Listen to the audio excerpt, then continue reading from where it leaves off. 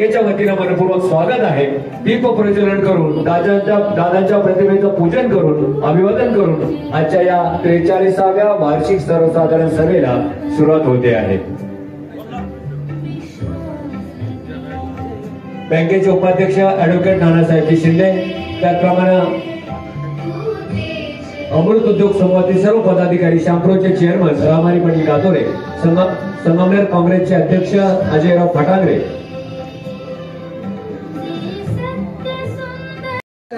धर्मियांचे धर्मगुरू pope Francis, ज्येष्ठ नेते मधुकरराव पिचड साहेब, ज्येष्ठ खगोलशास्त्र डॉक्टर जयंत नारळीकर, काश्मीरमधील पहलगाम येथील दहशतवादी हल्ल्यात मृत्यू पावलेले पर्यटक, बेंगलोर येथील चेंगराचेंगरीत मृत्यू पावलेले नागरिक, दिवा मुंब्रा दरम्यान झालेल्या रेल्वे अपघातामध्ये मृत्यू पावलेले प्रवासी, अहमदाबाद येथील विमान अपघातामध्ये मृत्यू पावलेले प्रवासी व नागरिक, सहकारमर्शी भाऊसाहेब थोरात सहकारी साखर कारखान्याचे संचालक इंद्रजित भाऊ थोरात यांच्या मातोश्री कमलताई पंडितराव थोरात, राजमाता बापू सहकारी दूध उत्पादक संघाचे इस्लामपूरचे चेअरमन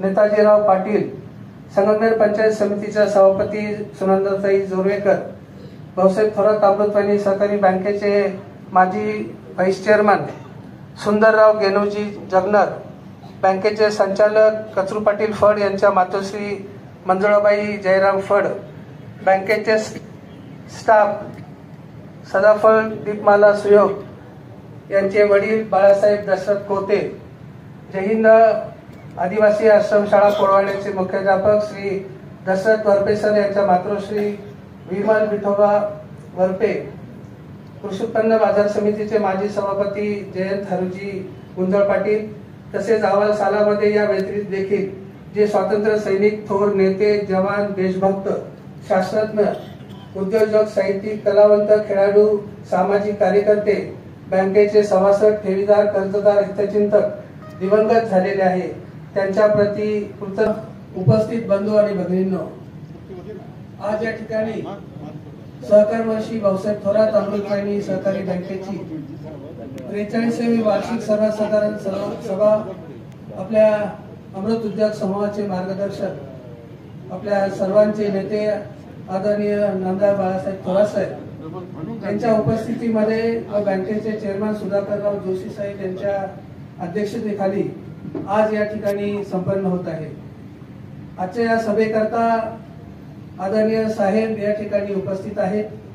मंचावरील सर्व आपल्या तालुक्यातील ज्येष्ठ नेते या ठिकाणी उपस्थित आहेत। विविध संस्थांचे पदाधिकारी, अधिकारी, मोठ्या संख्येने या ठिकाणी उपस्थित असलेला सर्व सभासद वर्ग, या सर्वांचं मी अमृतवाणी बँकेच्या परिवाराच्या वतीनं या ठिकाणी आपल्या सर्वांचं मनपूर्वक स्वागत करतो, आपल्या उपस्थितीबद्दल ऋण व्यक्त करतो। अहवाल सालामध्ये अनेक मान्यवर या ठिकाणी दिवंगत झालेले आहेत। सर्वप्रथम मी स्वर्गीय सहकारमर्शी भाऊसाहेब थोरात तथा दादा यांच्या पवित्र स्मृतीस अभिवादन करतो। अहवाल सालामध्ये जागतिक अर्थतज्ञ व भारताचे माजी पंतप्रधान डॉक्टर मनमोहन सिंग, ज्येष्ठ उद्योगपती व धर्मियांचे धर्मगुरू पोप फ्रान्सिस, ज्येष्ठ नेते मधुकरराव पिचड साहेब, ज्येष्ठ खगोलशास्त्र डॉक्टर जयंत नारळीकर, काश्मीरमधील पहलगाम येथील दहशतवादी हल्ल्यात मृत्यू पावलेले पर्यटक, बेंगलोर येथील चेंगराचेंगरीत मृत्यू पावलेले नागरिक, दिवा मुंब्रा दरम्यान झालेल्या रेल्वे अपघातामध्ये मृत्यू पावलेले प्रवासी, अहमदाबाद येथील विमान अपघातामध्ये मृत्यू पावलेले प्रवासी व नागरिक, सहकारमर्शी भाऊसाहेब थोरात सहकारी साखर कारखान्याचे संचालक इंद्रजित भाऊ थोरात यांच्या मातोश्री कमलताई पंडितराव थोरात, राजमाता बापू सहकारी दूध उत्पादक संघाचे इस्लामपूरचे चेअरमन नेताजीराव पाटील, संगमनेर पंचायत समितीच्या सभापती सुनंदाताई जोरवेकर, भाऊसाहेब थोरात अमृतवाणी सहकारी बँकेचे माजी व्हाईस चेअरमन सुंदरराव गेनोजी जगनर, बँकेचे संचालक कचरू पाटील फड यांच्या मातोश्री मंजुळाबाई जयराम फड, बँकेचे स्टाफ सदाफळ दीपमाला सुयोग यांचे वडील बाळासाहेब दशरथ कोते, जय हिंद आदिवासी आश्रमशाळा कोळवाड्याचे मुख्याध्यापक श्री दशरथ वरपे सर यांच्या मातृश्री विमल विठोबा वरपे, कृषी उत्पन्न बाजार समितीचे माजी सभापती जयंत हरुजी गुंजळ पाटील, तसेच अहवाल सालामध्ये या व्यतिरिक्त देखील जे स्वातंत्र्य सैनिक, थोर नेते, जवान, देशभक्त, शास्त्रज्ञ, उद्योजक, साहित्यिक, कलावंत, खेळाडू, सामाजिक कार्यकर्ते, बँकेचे सभासद, ठेवीदार, कर्जदार, हितचिंतक दिवंगत झालेले आहे त्यांच्या प्रती कृतज्ञ.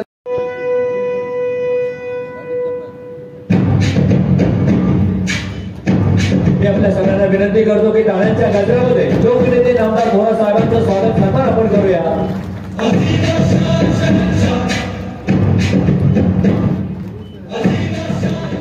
धन्यवाद साहेब. यानंतर बँकेचे उपाध्यक्ष ऍडव्होकेट नानासाहेब शिंदे यांना विनंती आहे की ज्येष्ठ नेते आदरणीय बाजीराव पाटील खेमनर साहेब यांचा सन्मान सत्कार आपण करावा.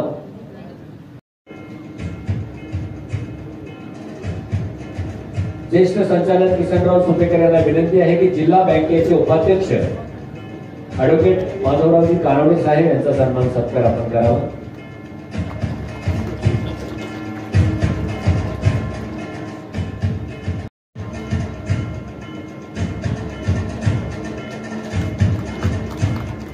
कारखान्याचे व्हाईस चेअरमन पांडुरंग पाटील घुले यांचा सन्मान सत्कार संजय पाटील थोरात यांना विनंती आहे की घुले साहेबांचा सन्मान सत्कार करावा.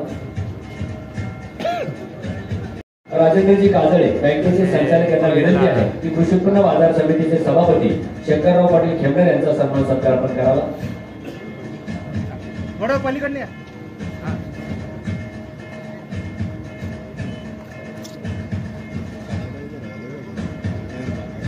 यांचं या ठिकाणी आगमन झालेलं आहे. सुधाकर जोशी साहेबांना विनंती आहे की आपण यांचा सन्मान सत्कार साहेब. टर्टलमेंट इन्शुरन्सच्या वतीने आदरणीय साहेबांचा या ठिकाणी सन्मान चिन्ह देऊन सन्मान होतोय. त्याचप्रमाणे डॉक्टर साहेबांचा सन्मान सत्कार या ठिकाणी या टर्टलमेंट इन्शुरन्सच्या वतीने होणार आहे.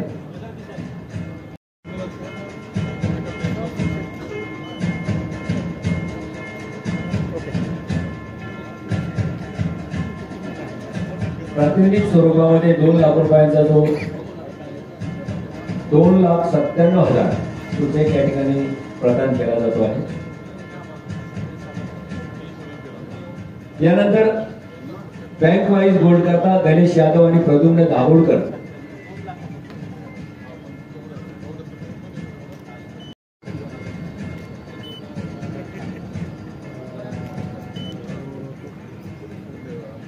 Liquid fund Santosh Vaishnav, digit life insurance Ashfaq Shaikh,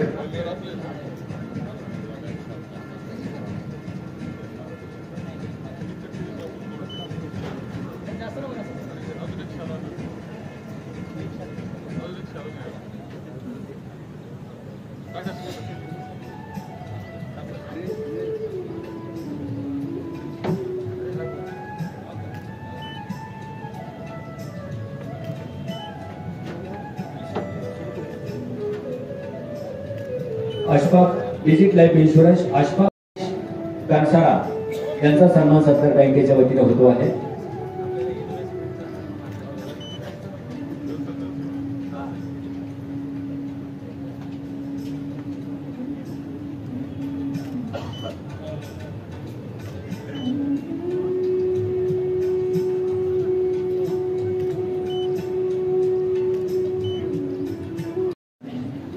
यानंतर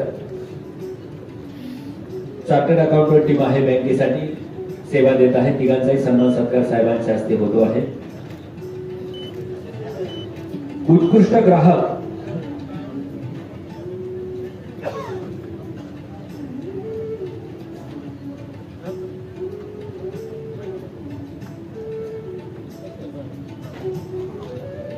बँकेच्या प्रगतीत मोलाचं सहकार्य आणि सहभाग यातून उत्कृष्ट ग्राहक हे पुरस्कार आदरणीय साहेबांच्या हस्ते आपण या ठिकाणी सन्मान प्रदानित करत आहोत.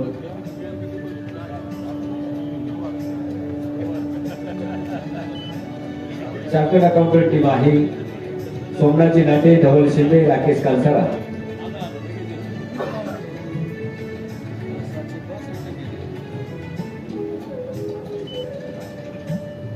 एकदा जोरदार टाळ्यांनी या सगळ्यांचं अभिनंदन आपण करूया. धन्यवाद साहेब. साहेबांना विनंती आहे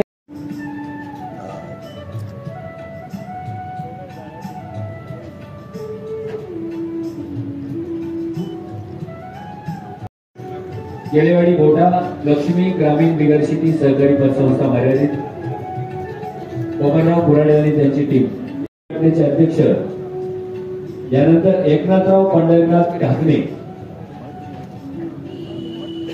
साहेबांचा सन्मान सत्कार या ठिकाणी होतो आहे.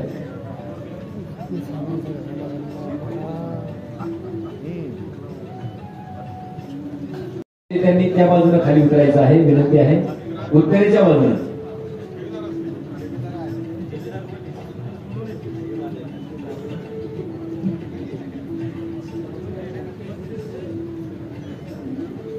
गुरुकृपा ट्रेडिंग कंपनी जिथं या ठिकाणी केलेलं आहे, त्या माध्यमातून या भागामध्ये ग्रामीण अर्थव्यवस्था बळकट करण्याचं काम सुरू आहे. अमोल भाऊसाहेब कहांडळ देवकोठे, यानंतर बबन गोपाळा शिंदे, बबन गोपाळा शिंदे आजारी असल्यामुळे त्यांचे पुतणे संजय राजू शिंदे हे पुरस्कार स्वीकारतील.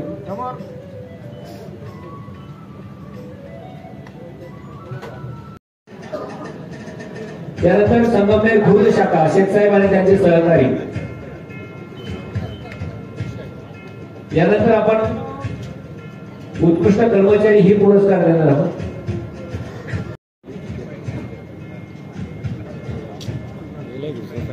अभिनंदन.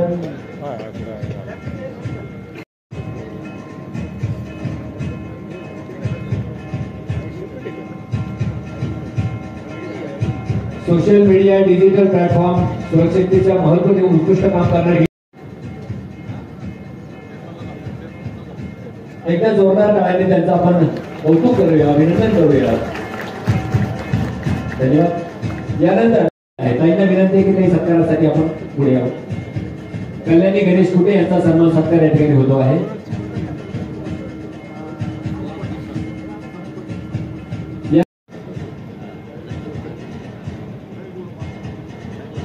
यानंतर बँकेच्या कामकाजाबरोबर सायकलिंग मध्ये ज्यांचं मोठं नाव आहे, नाशिक ते धुळे, शिर्डी, कोपरगाव असं 250 किलोमीटरचा प्रवास ज्यांनी केलेला आहे, ताईंच्या हस्ते त्यांचा सन्मान सत्कार होतो आहे.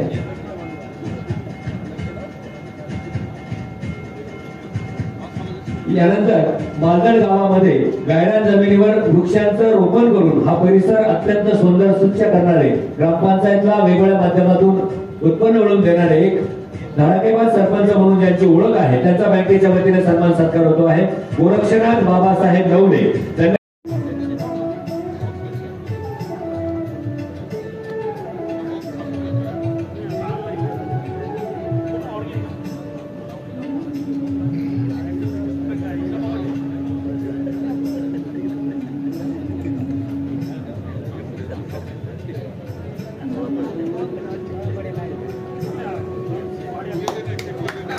अभिनंदन करूया टाळ्यांच्या गजरामध्ये.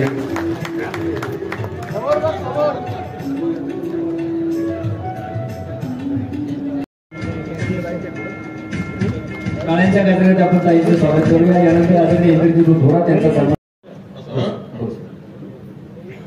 या ठिकाणी सर्व संचालक मंडळाच्या वतीनं प्रातिनिधिक स्वरूपामध्ये चेअरमन, व्हाईस चेअरमन आणि सर्व अधिकारी कर्मचारी टीमच्या वतीने सीओ गुजराती साहेब यांचा सन्मान. जोरदार टाळ्याने एकदा अभिनंदन करायचं आहे सर्वांचं.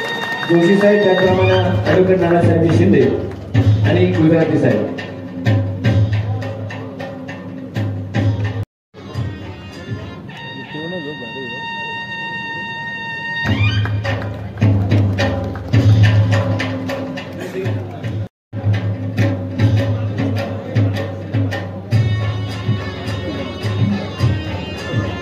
राष्ट्रीय सहकारिता वर्षामध्ये केंद्र सरकारने विविध उपक्रम सहकारी क्षेत्रासाठी राबवलेले आहेत. परंतु एक विचार केला तर सहकारी बँकिंग क्षेत्रामध्ये मात्र हे वर्ष फारसं चांगलं नाही, कारण रिझर्व्ह बँकेने बरेच कडक नियम धोरणं ही सहकारी बँकांसाठी आणली. त्याचा परिणाम असा थोडं गैरव्यवस्थापन झालेले असं जवळपास 15 बँका या आंतरराष्ट्रीय सहकारी वर्षामध्येच बंद पडलेल्या आहेत. 2015 मध्ये 2000 पेक्षा जास्त असणाऱ्या सहकारी बँका आता 1460 पर्यंत आलेल्या आहेत. आरबीआयची कमिटी जी आहे तिने जो अहवाल दिला याच्यामध्ये ज्या छोट्या छोट्या बँका आहेत, ज्यांची 1 किंवा 2 शाखा आहेत, 100 कोटीपेक्षा कमी व्यवसाय आहे, अशा बँकांसाठी काहीतरी रिझर्व्ह बँकेच्या मनामध्ये काही गोष्टी आहेत, त्यांना विलिनीकरण मोठ्या शाखेत करणं वगैरे असं आहे. त्या बाबतीत आपण मात्र गेले 3-4 वर्षापासून खूप आपल्या व्यवसायामध्ये भरारी घेतलेली आहे आणि आपली बँक आता छोटी बँक राहिलेली नाही. एक सहज व्यवसायाचा आढावा मी तसं अहवालामध्ये आपण सर्वांना व्यावसायिक सर्व प्रगती दिलेली आहे. पण एक विचार केला तर 31 मार्च 2025 ला आपला व्यवसाय बँकेचा 981 कोटी होता आणि आज आहे त्यानुसार आपला 1050. इथे सांगत असताना इथे सुधाकर जोशी यांनी सांगितलं का 7 वर्षांनी सुवर्ण महोत्सव.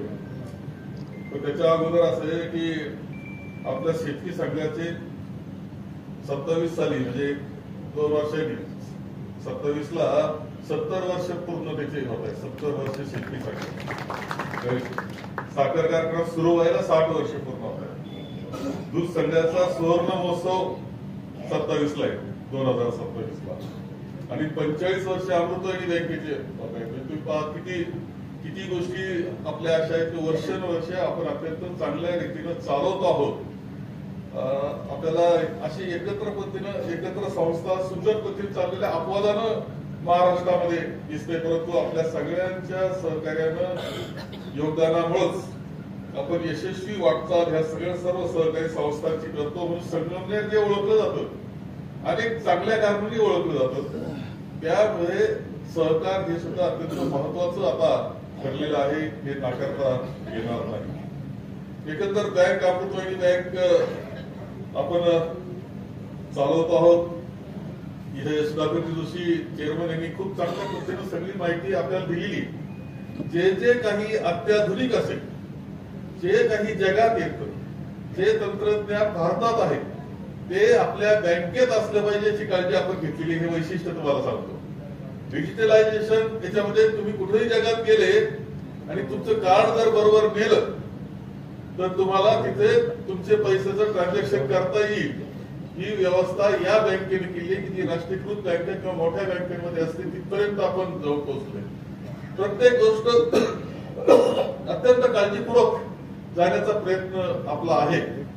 ठेवींचा आकडा सुद्धा खूप चांगल्या पद्धतीनं पुढे गेलेला आहे आणि त्याचबरोबर एकंदर जे काही आमदार सत्यजित तांबे, माननीय बाजीराव पाटील खेमनं आणि खरं आहे की सत्यजित म्हटलेल्या पद्धतीनं ही 50 वर्षाकडे वाटचाल आपली सुवर्ण महोत्सव येऊ घातलेला आहे आणि अशी ही वाटचाल 50 वर्षाची यशस्वी वाटचाल होणं ही काही सोपी गोष्ट नसते. लक्षात ठेवा. आपण कायम पाहिलं संस्था कायम आपण वरच्या क्रमांकानं थोडं सरकत चाललेलं.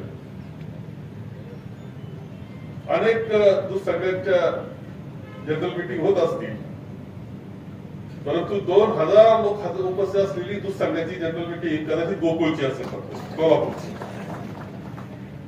एवढ्या मोठ्या संख्येनं दूध घालणारे संस्था आणि अशा संस्था बोलवल्या असते तर 150 लोक झाली असते. एका खोलीत बसवली असते तरी मीटिंग संपली असते. पण आपण सगळ्यांना बोलवतो, सगळी चर्चा करतो, वर्षाच्या कामकाज काय काय केलं हे सांगण्याची संधी या निमित्तानं चेअरमनला मिळत असते, संचालक मंडळाला मिळत असते. आणि असं आत्मविश्वासानं त्यावेळेसच पुढे जाऊ शकतो माणूस की ज्यावेळेस चांगलं काम करतो. लक्षात ठेवा. नाही तर 100 मीटिंग केली, गुंडाळली, प्रोसिडिंग येईलच, कार्यक्रम संपला असं करता येतं. पण हे आत्मविश्वासात जाणं वर्षभर केलेल्या कष्टामुळे शक्य होत असतं. हे लक्षात येतं. कुणीतरी काम करत असतं, मेहनत करत असतं. तुम्ही दूध सोसायटी चालवता, दुधाचा व्यवसाय करता, किती ताण तुम्हाला सोय तुम्हाला सगळ्यांना माहिती. 2 टाइम कार्यक्रम आहे. आता रागेत उभा राहिला का नाही, कसं तर किटल्याकडं पुढं ठेवतोय, दुधाचं घातलं कसं, काही केलं काय उद्योग, इथपासून सगळं कार्यक्रम 2 टाइम चालतं आणि दूध आणून घालला लागतं. इथं परत त्याचं इथं सुरुवात होतो. म्हणजे हे सोपं काम नाही, हे पहिलं लक्षात ठेवलं पाहिजे. जसं दूध धंदा करणं, दूध उत्पादकांकरता सुद्धा सोपं नाहीये. 4 गाया असल्याना तर त्याला सुट्टीच नाही समजायची. 4 गाय काय पाहुणे का पाठवून गेला बाबा तीर्थयात्रेला असं करता येत नाही. तो काही झालं तरी सकाळ संध्याकाळ घरीच असावा लागतो. ही वस्तुस्थिती. एक खूप कष्ट, खूप मेहनत, खूप श्रम, परंतु रात्री मात्र निवांत झोप. कारण दमलेले जेवढे असतं का आपोआप झोपतात सगळे. हा दूध धंदा आहे तो, अक्षर सांगतो तो. इथं 80 माणसाचं काम नाही. आळसाला जागाच नाही, जिवंत मशीन आहे. मी सहज म्हणून गोष्ट सांगतो. त्या मी मिनिस्टर असताना कृषी मंत्री होतो आणि आमचेच काही मित्र त्यावेळेस पशुसंवर्धन मंत्री होता आणि सामंत नावाचा. त्यांनी विदर्भामध्ये गाया वाटायचा कार्यक्रम चालू केला आणि मी पाहुणा मी त्या गाय वाटण्याच्या कार्यक्रमामध्ये मी सांगायचो, अरे गाय देऊन राहिली याला या शेतकऱ्याला तुम्ही. आता पहिली तर गाय चांगली आणली पाहिजे, तिला दूध दिलं पाहिजे, ती भाकड निघाली तर काय व्हायचं. परंतु गायीचं दावं हातात तुम्ही देता त्या टाकेला, त्यापासून प्रश्न चालू होतो.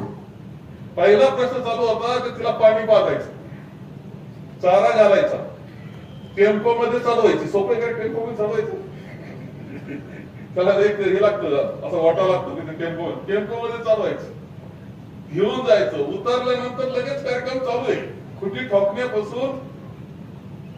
खुटी ठोकण्यापासून तिला बांधलं, त्याच्यावर लगेच पाणी द्यावं लागतं, लगेच चारा द्यावा लागतो, परत विश्रांती नाही करायला. औषध पाणी आहेचे, गाईला रोज धुणं आहेचे, असल दुधावरची दूध काढणे, वासराची काळजी घेणे, इकडे परत दूध नेऊन घालणे, इकडे परत आलं का परत चारा, परत पाणी, परत औषध, परत आंघोळ. कार्यक्रमच कार्यक्रम. दूध धंदा सोपा नाही ही वस्तुस्थिती आहे. परंतु हे कष्टाचं काम करणारे 72 आपले दूध उत्पादक आहे हे विसरून चालणार नाही. याचा पाय आहे. इथं सांगितलं का 7 लाख लिटर दूध आहे संगमेर तालुक्यात. माझा अंदाज 7 लाखापेक्षा जास्त आहे. जवळपास 9 लाख लिटर दुधाचं उत्पादन तुम्ही पाहिलं नाही. साधारणतः काय असतं, साखर पट्टा किंवा बोटा ह्या सगळ्या याच्यातून तरी देवगावठ्यापर्यंत एवढा मोठा आणि आश्वी हा सगळा भाग असं कडाचे दूध असे थोडे बाहेर काही जातात. या याच्यातून 9 लाख लिटर दुधाचं उत्पादन करणारा हा तालुका आहे. कौतुक करावं तेवढं थोडं तुमचं, खरं सांगतो. एक अर्थव्यवस्था सक्षम करण्यामध्ये या व्यवसायाला खूप मदत केली. ज्याला काही नाही, शेती थोडी आहे, कधी एकर आहे, 2 एकर आहे, अशा सगळे दुधावरच बरं चाललंय त्यांचं. ही वस्तू आणि हे सगळं आपण करत असताना याचा पाया घालण्याचं काम तीर्थरूप भाऊसाहेबांनी, दादांनी पुढाकार घेतला. डॉक्टर अण्णासाहेब शिंदे मंत्रिमंडळामध्ये, केंद्रीय मंत्रिमंडळामध्ये 15 वर्ष या विषयाचे मंत्री राहिले. अन्न आणि शेती मंत्री त्यांना म्हटलं. 15 वर्ष होते, केंद्रामध्ये मंत्री होते. परंतु नंतर येऊन झोकून दिलं त्यांनी याच्यामध्ये स्वतः. इथं मणिभाई देसाई, डॉक्टर अण्णासाहेब शिंदे, त्याच पद्धतीनं यांचे भाऊ आप्पासाहेब पवार साहेबांचे भाऊ. आपण खांडगाव आणि किती मेळावे केले, मोठमोठे मेळावे करत होतो, समजून सांगतो, अरे दूध धंद्यात या, आपण इथं काहीतरी शाश्वत उत्पन्न या सांगतो. याच्यातून हा व्यवसाय आपण अत्यंत चांगल्या पद्धतीने वाढवला. हे वाढवण्यामध्ये आपल्या दूध संघाचा मोठा वाटा आहे हे पहिले लक्षात ठेवलं पाहिजे. 1500 लिटरना सुरुवात. आज काही असलं तरी 3.5 लाखापर्यंत, 4 लाखापर्यंत जाऊन पोहोचायचं. यावेळेस थोडस मार्च मध्ये पाऊस मे मध्ये सुरू झाला, नाही तर आपण 4 लाखाला टच केला असतं. पाऊस सुरू झाला आणि थोडं दूध कमी झालं. 4 लाख लिटर दूध. आपण ह्या सगळ्यातून किती मोठे बदल झाले, अर्थव्यवस्था कशी निर्माण झाली. कष्ट असले तरी त्याच्यामध्ये कष्टानंतर काही काही हातात शाश्वत पद्धतीनं काही ना काही रक्कम येणाऱ्या 2च गोष्टी आहेत. एक ऊसाचं पीक आणि दुधाचं शाश्वत पद्धतीने येतं. बाकी आहे पण थोडी जुगारं आहे त्याच्यामध्ये. पण ह्या सगळ्या याच्यामध्ये आपल्या दूध संघानं खूप मोठा मोलाचा वाटा उचलला, हे कोणालाही नाकारता यायचं नाही. पहिल्यापासून म्हणजे मी सुद्धा चेअरमन राहिलो. 92 सालची गोष्ट अशी की 92 ला मी 87 ला चेअरमन झालो. माझ्या दूध संघाचा आमदार झालो, तो चेअरमन झालो. जोरवेच्या दूध सोसायटीचा चेअरमन मीच होतो त्यावेळेस. म्हणजे मी तिथपासून आलो ना का. तर इकडे चेअरमन मी झालो 92ला बाजीराव पाटील इकडे आले. बाजीराव पाटील दूध संघात आले आणि मी कारखान्याचा चेअरमन असं झालं. आणि ही सगळं पाहिलं आपण. माननीय बाळासाहेब पाटील गुंजाळ सुरुवातीला चेअरमन होते. त्यानंतर चेअरमन होत आता माझे लक्ष्मणराव चेअरमन राहिलेले काही कालखंडाकरता. ही सगळी प्रक्रिया माझे आरबी रहाणे त्यानंतर चेअरमन राहिले. परंतु हे चेअरमन पद सुद्धा तसं टप असतं, कठीण असतं, फार तोंड उत्तर द्यावं लागतं. जनरल मिटिंग आपण करतो, इथं फार चर्चा करीत नाही, एकाला उत्तर अनेक प्रश्न हे रोज लहान मोठे प्रश्न तयार होत असतात. रोज काही असतात ते चेअरमन व्हाईस चेअरमन संचालक मंडळाला त्या प्रश्नाचं रोज उत्तर सोडवावंच लागतं. काळ बदलत चालला, बदलत्या काळाबरोबर स्पर्धा वाढत चालली. खाजगी किती उतरलेत आता, खाजगींची संख्या काय असं पहा. त्यांच्या स्पर्धेत सहकाराला टिकायचंय. इथं बाकी गोष्टीला वाव नाही. सहकारमध्ये इथे ऑडिट आहे, सरकारी ऑडिट आहे. खाजगीला ते सरकारी ऑडिट नाहीये. इथं तुमची जनरल मिटिंग आहे, तुम्ही विचारणारे माणसं आहेत. तुम्ही विचारू शकता हे काय ते काय विचारू शकता, जाऊन विचारू शकता, अधिकार आहे तुम्हाला. खाजगी ते नाहीये. तू घालायचं तर घाल म्हणतील तुझा. ही परिस्थिती असते. शेवटी काही जरी असली ही संस्था तशी राजकीय सुद्धा असते. कारण सगळेजण आपण राजकारणातले असतो. पुन्हा अनेक पद्धतीनं लोकांमध्ये जाण्याची पाळी आपली असते. या सगळ्या प्रक्रियेतून दूध सगळं चालवावं लागतो. कठीण परिस्थिती चालू लागतो. आणि ह्या स्पर्धेला अलीकडच्या कालखंडामध्ये खूप तोंड देण्याची पाळी येते आहे.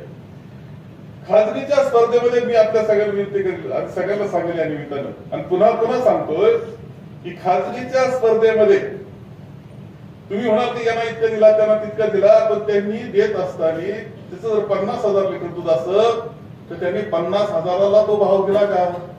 त्या दुसऱ्या तालुक्यात 3-4 रुपये स्वस्ताना आणलं हे तपासून तुम्हाला लक्षात येईल. काही गोष्टी त्यांना आपल्या इतकं शुद्ध दुधाचं तो वितरण करतो का? कधी कधी आपला एखाद्या गडी म्हणत असतो तुम्ही नाही घेतली तो तर लगेच घेतो. याचा अर्थ काय हे समजून घ्या. हे खाजगी आणि सहकार आणि हे लक्षात ठेवा माझं वाक्य. जोपर्यंत सहकार आहे, जोपर्यंत सहकारी दूध संघ आहे आपला, तो जर थकला ना त्या दिवसापासून तुम्हाला 3-4 रुपये कमी घ्यावा लागतील. एवढं लक्षात ठेवा. बाकी ठिकाणी बाकी तालुक्यामध्ये काय अवस्था आहे मुद्दाम पहा, समजून घ्या. आणि आपण तर चालवतो याचा परिणाम त्या खाजगीला सुद्धा त्यापर्यंत भावापर्यंत पोहोचावं लागतं. ही वस्तुस्थिती बिलकुल विसरून चालायची नाही. मी आपल्या लोकांचा आणखी एका गोष्टी करता कौतुक इथे करीन की आपली दुधाची गुणवत्ता ही तशी चांगली. संगमेर तालुक्याची गुणवत्ता चांगली दुधाची. संगमेर तालुक्याने गुणवत्ता टिकवण्याचं काम केलेले. तुमच्या सगळ्यांना माझी विनंती आहे, तेव्हा म्हातारबा महापा आता वारले ते आमच्या बिरेवाडीचे त्यांचं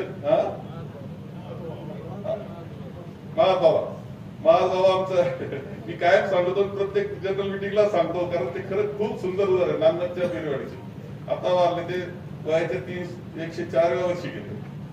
तेव्हा मन इतकं चांगलं. मी भेटायला गेलो तर ते पास तिकडे तोंड होतं, गाय धुवायचे पोरं काम करीत होते.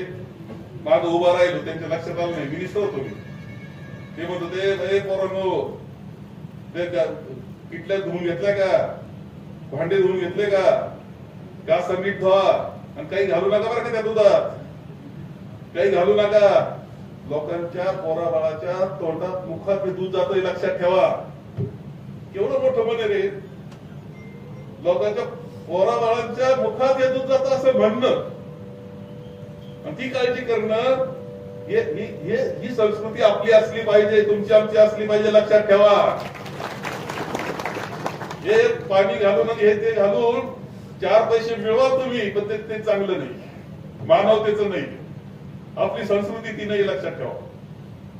तेव्हा या सगळ्या याच्यातून मी अभिमानानं सांगत असतो, अरे तुम्हाला पेढा खायचा ना, राजहंसचा खा, असं म्हणण्याचा अधिकार मला आहे. कारण जेवढं तुम्ही दूध घालता त्यात काही भेसळ न करता आपला पेढा तयार होतो. पनीर तुम्हाला अलीकडच्या कालखंडामध्ये पनीर सांगतो, पनीर काही खरेदी का पनीरचं. पनीर इतके बनावट पनीर तयार व्हायला लागले, बनावट. पनीर किती तयार करायला गेलं तरी तुम्हाला 300 रुपये जातो. 300 रुपयाच्या कमी पनीर तयारच होऊ शकत नाही. 160 न घेतात कसे हाताश नाही खरं सांगतो तुम्हाला. म्हणजे आपण काय खातोय लक्षात आलं. तुम्ही हॉटेलला जाता ना, काय कसलं पनीर काय म्हणतात काय खरं नाही. 150 रुपयाला पनीराची भाजी खाऊ नका बरं का. तुम्हाला ज्यादा पैसे दुसरीकडे मागावं लागतील औषधात. आईस्क्रीम तुम्हाला खरं वाटतं की आईस्क्रीम खरे. आईस्क्रीम सुद्धा वनस्पती ऑइल असतं ना, डालडा म्हटलं की लक्षात आपल्याला. त्या डालडापासून आईस्क्रीम बनायला लागले. पनीर असं कशापासून बनवतात. काही आहेत दुधाचे नाही असं मी म्हणत नाही, सगळ्यांना ठीक नाही सगळ्यांना, परंतु फार बोगसगिरी या क्षेत्रामध्ये चालली. दिवाळी आली आता, दिवाळीला क्विंटलच्या क्विंटल खवे, कोणत्या राज्यात येतात ते सांगत नाही मी, क्विंटलचे क्विंटल खवे येतात आणि पकडले जातात. तणानं नाही, गुजरातचं नाव घेऊ नका.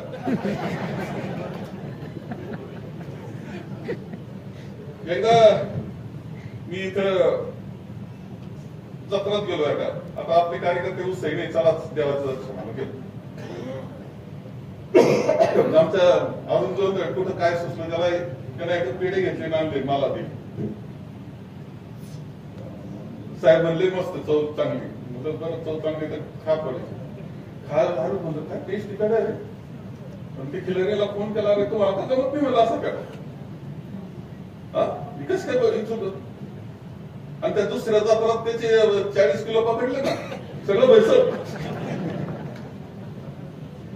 तेव्हा हे लक्षात घ्या, ते तुम्हाला चवदार होईल, किमतीला कमी, पोटाला वाईट, आरोग्याला वाईट, नंतर औषध पाणी.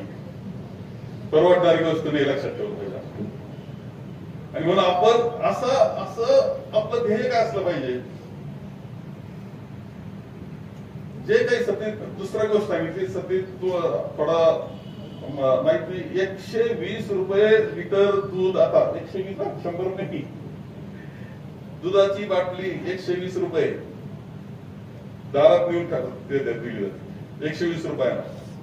आणि सांगितलं तर की शुद्ध आहे, काही काळजी करू नका.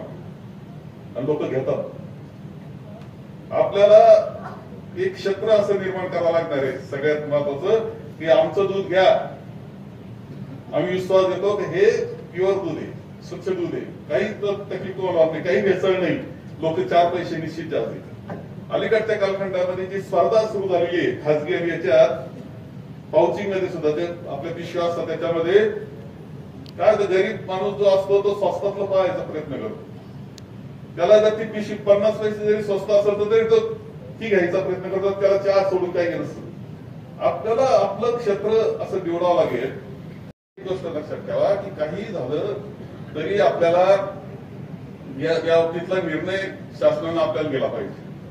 तुम्ही म्हणता ना की गोरक्षण, आमचं काहीच म्हणणं नाही. गोरक्षण काही गोरक्षक लावतात स्वतःला, टोपी लावतात गोरक्षक. आता गोरक्षकांच्या कंपाऊंड मध्ये घराच्या निवडून सोडावं लागतील आपल्याला, बरं का. म्हणजे तुम्ही दोन बसले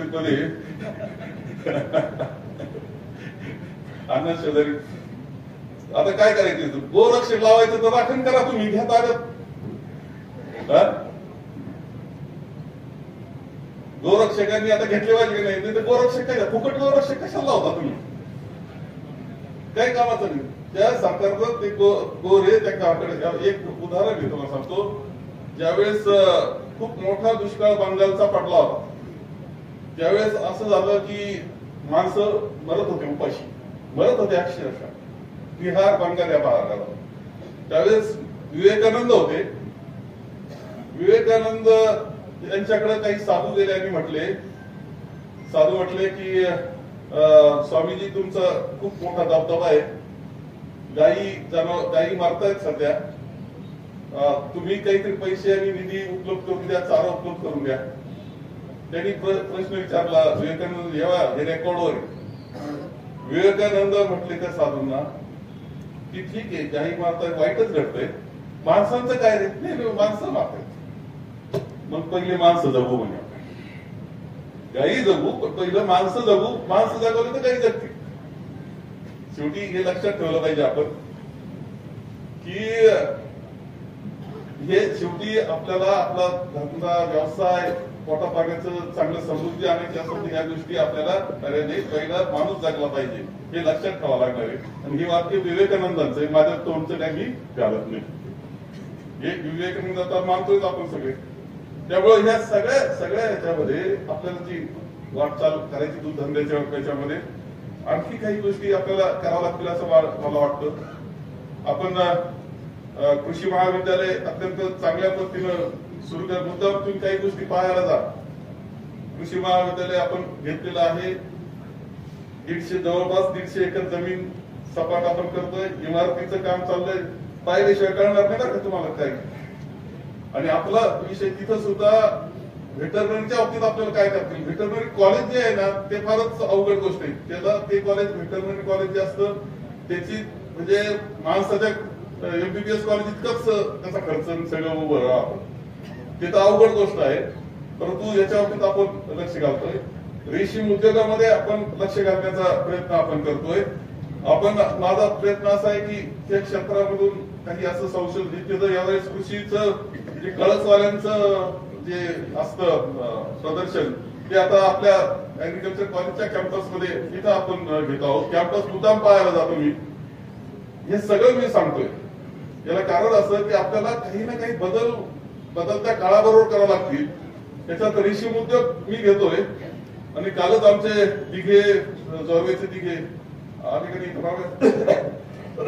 त्यांनी जोरव्याला मत्स्य शेती चालू केली. मत्स्य शेती माशाची शेती चालू केली जोरव्याला. मला आश्चर्य वाटलं. मी म्हणलं एव्हा तुझ्या पुरतं मत्स्य शेती केली तर मार्केट तुला मिळायचं नाही. आपण आणखी विषय करू. आपण अंड्यामुळं आता 9 लाख अंडे आपल्या देवतोंड चिंचोलीवर 9 लाख अंडे आहेत आपल्याकडे. 9 लाख कदाचित जादा झाले असतात का अंडे तयार होत आहेत आपल्याकडे. उत्पन्न तिथं आर्थिक झालंय. आपल्याला असे काही गोष्टी शोधाव्या लागतील, नव्या कराव्या लागतील, लोकांना द्यावं लागतील. ही वस्तुस्थिती आहे आणि त्याकरता काम करावं लागणार. एका गोष्टी